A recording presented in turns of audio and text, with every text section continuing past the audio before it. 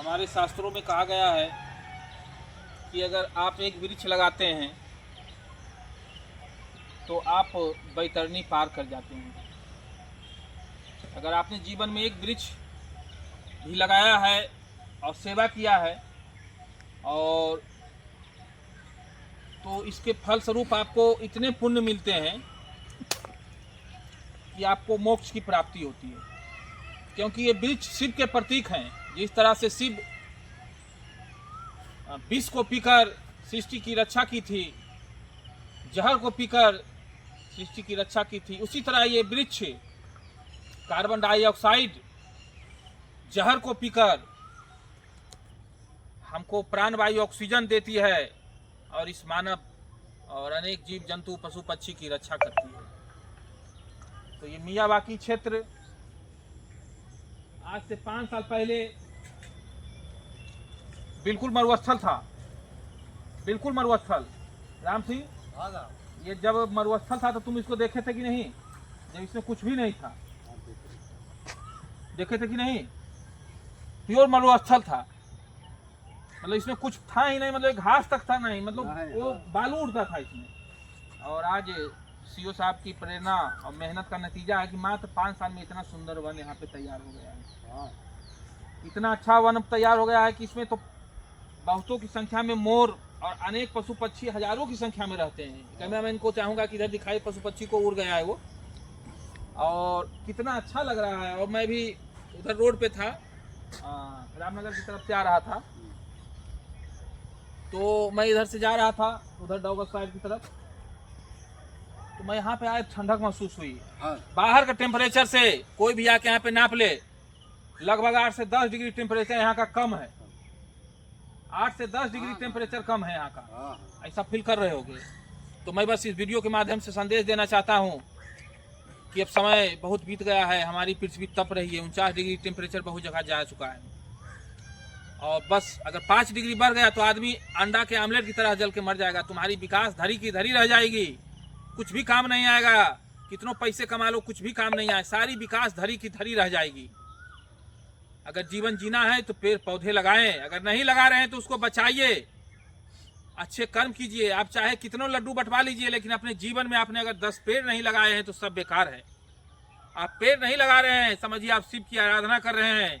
इसलिए अभी भी समय है, समय रहते सुधर जाइए, पेड़ पौधे लगाइए, सारे कामों को छोड़कर पेड़ पौधे लगाइए।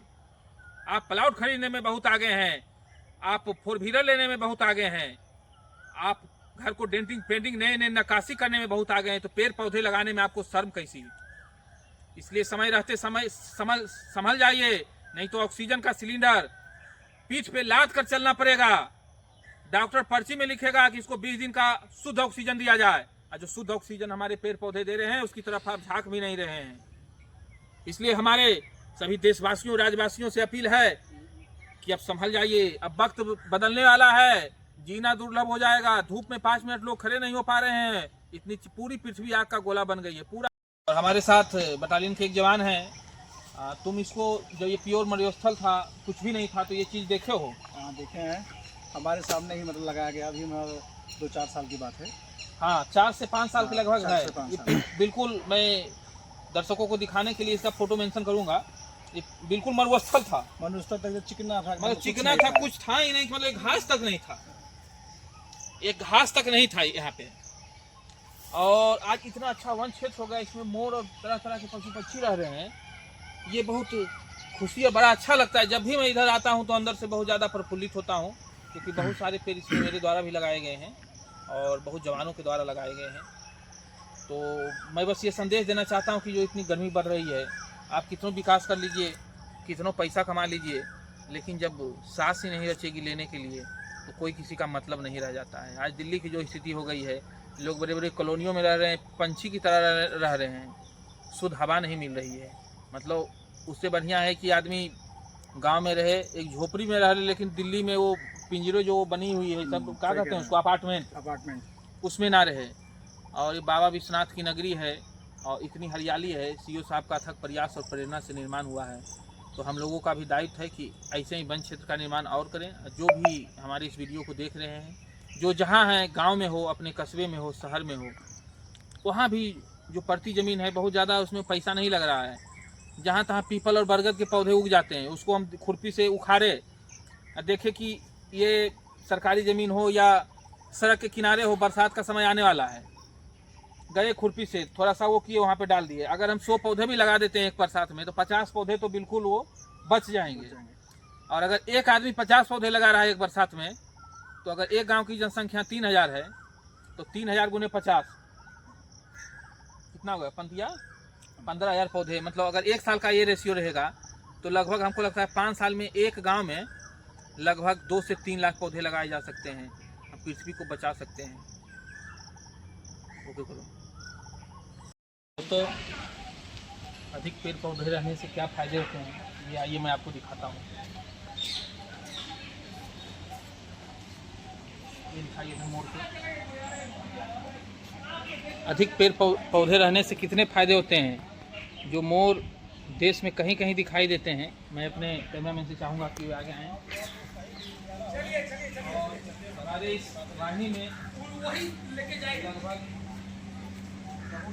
लगभग 10 से 15 संख्या में मोर होंगे और हर साल ये प्रजनन करते हैं, क्योंकि ये यहाँ पे अपना सुरक्षित वातावरण महसूस करते हैं।